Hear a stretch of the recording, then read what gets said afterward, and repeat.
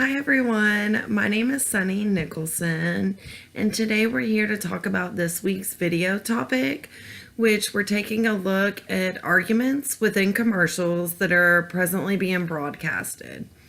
Honestly, I haven't watched any cable TV in quite a few years now, so anything that is being presented in today's recent commercials, I'm lost. So I had to look up some of today's most popular commercials.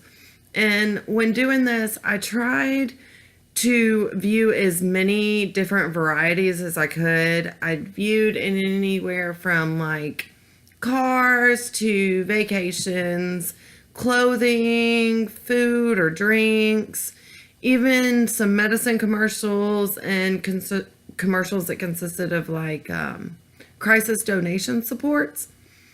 Well, after viewing the many advertisements from the variety of categories, it was very clear that they all share the same type of argument, and those are all centered around inductive reasoning.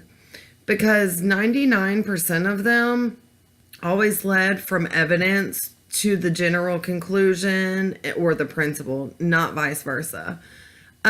Crazy thing is, my other class that I'm taking this semester, we actually just got done viewing and learning about the art of persuasion in advertisements and how they use this strategy known as rhetoric to convince people into buying products. Well, when you take a further examination into the rhetoric strategy, it's broken down into 3 different parts, and every single ad uses at least one of these parts. But the majority of ads use more than one. The first of those 3 is known as ethos, and this is where they use credibility for its appeal. It is usually presented by an expert or a person that is reliable and trustworthy, and they persuade us into agreeing with their point of view. The second in the rhetoric strategy is known as logos, and this is where they use logic to persuade us into thinking we need the product. When advertisers use logo strategy, their commercials are usually filled with information and facts, statistics, and then even ingredients or other things that can separate the product from the rest, but shows its superiority compared to the rest of the products. The last strategy, but the most used, is pathos. And this is where advertisers use emotional appeal to convince us into buying the product. Pathos seems to be the most effective tactic for persuasion in commercials. That's why it's presented the most.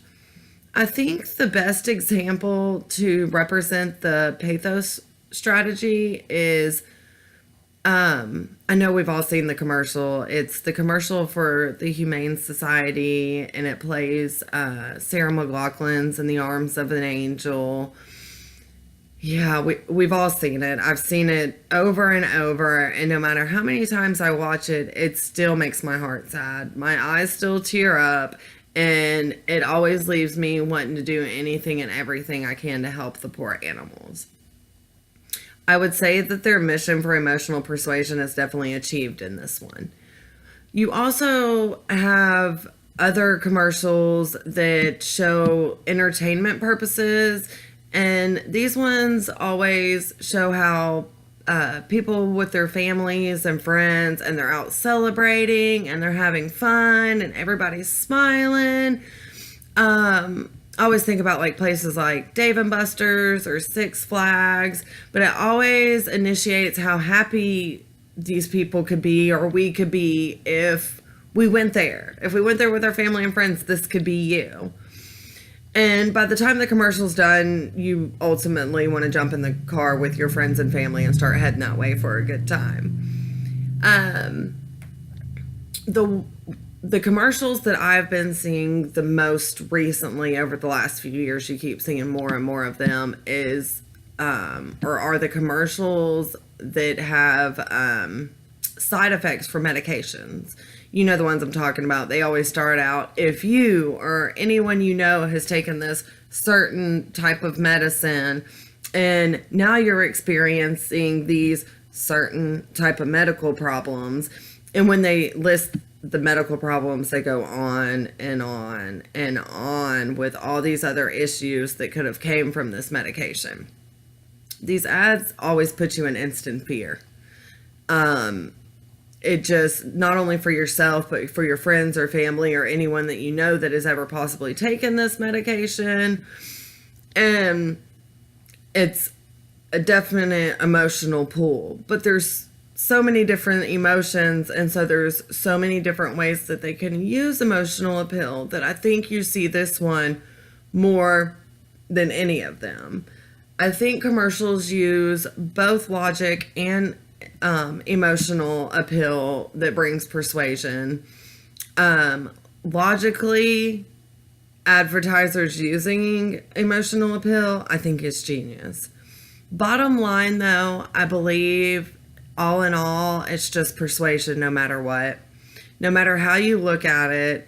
And I don't think we really need to buy these products. I believe that if we just saw these items in the store without all the extra advertising and persuasion, that we probably wouldn't buy half of the things. We manage to live perfectly fine before we ever see these products in commercials. So why wouldn't we be able to live completely fine without them? It's all about the art of persuasion. So before we go, I want to leave you with a commercial to think about. It's absolutely untrue, completely unnecessary, and ultimately ridiculous advertisement of them all when you think about, when you break down the commercial and its concepts. I think it's so funny. It's one of those products we shouldn't buy, and it actually rakes in billions of dollars a year, believe it or not. Any idea what it could be?